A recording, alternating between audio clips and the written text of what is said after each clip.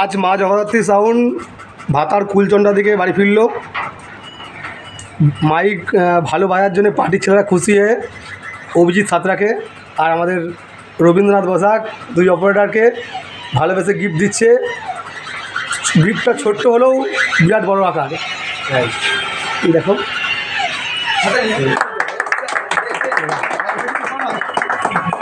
এবার পার্টির ছেলেরা কিছু বলুন।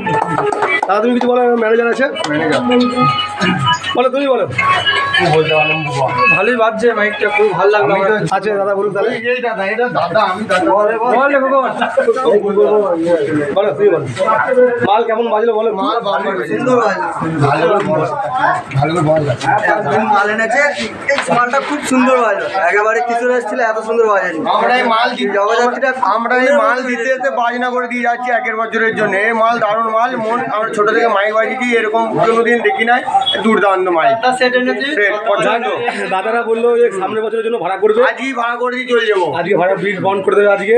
আর এরা বলছে অনেক বছর ধরে ছোটো থেকে মাইক করছে, অনেক মাইক এসছে, তো হাতটিগ্রামের জগদ্ধাত্রী সাউন্ডের মতন ওরা সাউন্ড কোয়ালিটি ভালো বাজা পায়নি, তাই খুশি। আর এই বছর গত বছরের সামনের বছরের জন্য এবছর বিল করে যাচ্ছে। ঠিক আছে, হাতটিগ্রাম মা জগদ্ধাত্রী সাউন্ড সেরা জয়।